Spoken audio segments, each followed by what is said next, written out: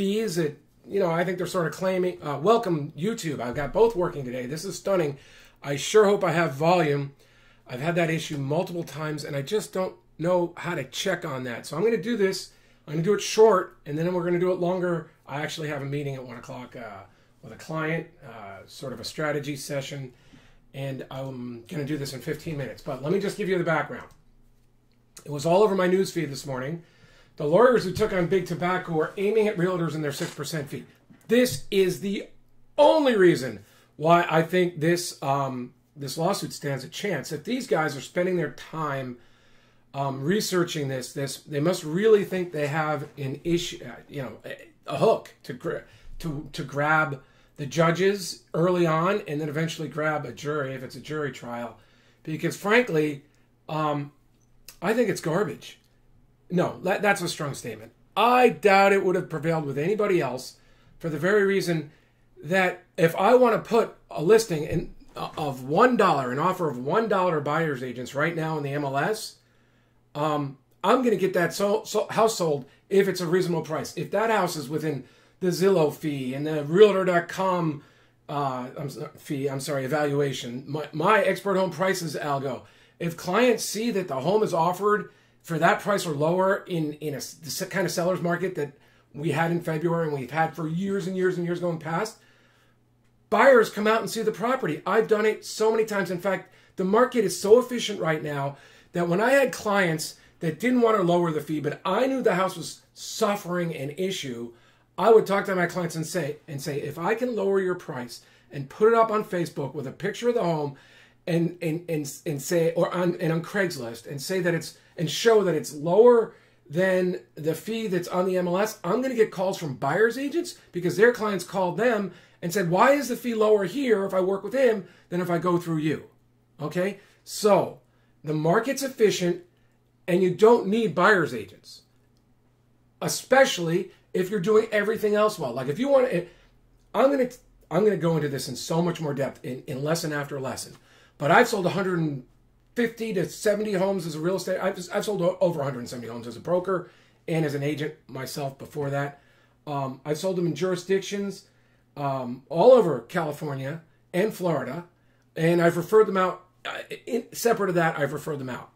I understand pricing, and short sales were the ultimate laboratory for pricing and the efficiency of the market. If you mark a property below the market, you're going to get so many people coming in to see it, even in a short sale situation. Even in the depths of the markets, if people think there's a deal out there, they're going to come see your property. And the offer of compensation is now almost irrelevant.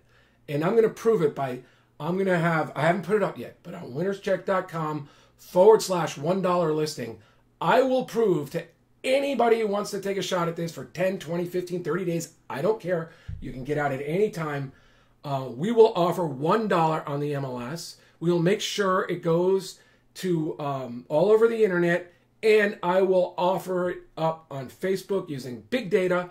We'll find the people who are looking for homes in your area. We'll sell it for $1. We don't even have to put it on the MLS, but we'll put it up there for $1. Now, if the people in this article here at Market Watch and other places are right, that buyer's agents wouldn't show your listing, well, then we're not going to sell, and you can cancel it at any time. But I'm telling you, that's not the way the market is. This lawsuit would have been good 10 or 15 years ago. The irony is this lawsuit is dead in competitive markets because we'll get showings for $1. We'll put them on the MLS. If the MLS doesn't like it, we'll change it to $10. But there's one, at some point, this goes back to the lawyer thing. At what point is an offer a bargain that people take? Could it be a peppercorn? Well, $1 might be seen as less than a peppercorn, so we'll go $10. We'll go $100. Eventually, the MLS, especially under this pressure, is going to have to accept it. We'll put it in there, $1 to the buyer's side. I'll make it clear. I'm not trying to mess up buyer's agents. I'm going to show you that because these listings are pushed all over and we're going to put it all over, the vast majority of buyers will find it. And the vast majority of buyers, and I know this from selling homes via auction, and I would recommend an auction too, but I'm going to show you that as long as these buyers feel comfortable about the process, that they feel it's fair, they're not going to mind bidding, they're not going to mind making offers, and if they need a little help doing it themselves, because that's what they're concerned about. I know this from talking to them when I was trying to sell my home on my own without using a buyer's agent 15 years ago. If they feel comfortable that they're going to get through the process well and they're reasonably represented, they're going to make offers. They don't care about buyer's agents anymore. There's so much information on the net. That's the irony of this. Well, it's not the irony. It was probably in part understood by Carr when they said, if we're going to let our listings go out to Realtor.com, we're going to have to let them go everywhere else, because otherwise we're going to be liable for this cartel, this idea that they're a monopoly. Because this is my theory on the case, and because of what I heard when I was when I was a realtor, I wasn't young, but when I first joined, that NAR negotiated with Realtor.com for their license and their IP and to put their houses out there. And then some of the NAR directors went over there because it was such a beautiful, $1 billion deal. So they became officers over in the other place. In the meantime, realtors got screwed out of their IP. It breaks down like this. I know I'm all over the place. We're going to go down this piece by piece by piece after my appointment today at 1 o'clock. But realtors have lost their IP because NAR sucks. NAR had to cover their asses because they would have been sued, and they were getting sued for monopoly and cartel and all this other stuff. So they gave it all away. They gave it away. Anyone can list, at least in the places I know, California, the listing in, the Sarasota Board of Realtors, I forgot what it was called. It was 10 years ago. People did offer like $25, $50, probably $1 on that listing. It was bothering real estate agents. It was bringing monopoly at the time. But then because of the short sale crisis, sellers were like, oh, it's not money out of my pocket, so what do I care if my realtor gets paid? The short sale crisis proves that this lawsuit is 15 years too late. And I'm going to prove it again today. I'll offer $1 to any buyers in San Diego or Orange County, probably up through LA, wherever CRMLS and Standard Core work. I'll put your listing up there for $1. I'll talk to you about what you have to do to get it sold. Basically, you can sell your home by either having a lot of traffic, having a big open weekend, an auction model, or by having a price that attracts buyers to your house anyway. You've got to get traffic to get your market value for your home. Even if you price it lower, if you get enough traffic, it's going to sell for market value. And you have two ways to do it. Traffic, or which I would accomplish with a big open weekend with round-robin bidding, or a price that shows up in the MLS and people come to your house. And then I wouldn't just sell to the first buyer. I'd say we'll consider offers at the next week on Monday or Tuesday, something like that. And you'd have to have a reason for that so you don't get in trouble with the MLS. But you can totally save 2.5%, 3% offer on the MLS today because the market's so efficient, and we can prove it over and over.